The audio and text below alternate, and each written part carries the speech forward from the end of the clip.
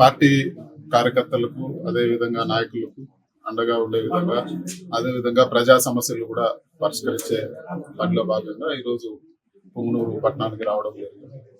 అదే విధంగా ఈ రోజు అందరిని కూడా కలుసుకొని ఏ సమస్యలు ఉన్నా కూడా వాటి అన్నింటిని కూడా ఒక ఎంపీగా పరిష్కరించే విధంగా కూడా కృషి చేస్తానని చెప్పి కూడా తెలియజేస్తాను. రాష్ట్రంలో మనం వినుకొండలో చూసాము, ఇది వరకు కూడా చూసాము. వినుకొండలో పట్టపగులే 2 చేతులు నరికేసి మెడ నరికేసి ఒక వైఎస్ఆర్సీపీ నాయకుడిని ఏ విధంగా చంపారో ఈ రోజు అందరూ కూడా చూసాను. చాలా దారుణమైన విషయం. అదే విధంగా ఈ రోజు ప్రతి నియోజకవర్గంలో కూడా ఈ రోజు ఇల్లులు కొట్టేయడము, కార్యకర్తల పైన దాడులు చేయడము, వాళ్ళు కేసులు పెట్టాలని పోతే మరీ తిరిగి వాళ్ళపైన కేసులు పెట్టించడము, ప్రభుత్వ ఆస్తులన్నీ ధ్వంసం చేయడము, ఇవన్నీ కూడా ఒక చెడ్డ ఒరవడిగా ఈ రోజు తీసుకురావడం జరిగింది తెలుగుదేశం పార్టీ. ఇది సరైన పద్ధతి కాదు. ఇప్పుడు కూడా ఎవరు కూడా శాశ్వతంగా అధికారంలో ఉండే పరిస్థితి ఉండదు.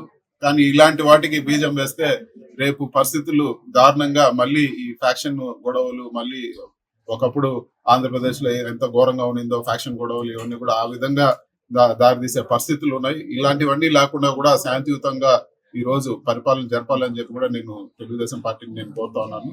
ఎందుకంటే ఈ విధంగా చేస్తే ఎప్పుడు కూడా కాలం ఒకే విధంగా ఉండదు. ఖచ్చితంగా మార్పులు ఉంటాయి. ఆ రోజు మళ్ళీ అందరూ కూడా మీ పార్టీ వాళ్ళు కూడా ఇవన్నీ కూడా చదువు చూడాల్సి వస్తుంది. ఇవన్నీ కూడా ఒక మంచి సంస్కృతి కాదని చెప్పి కూడా నేను తెలియజేస్తాను.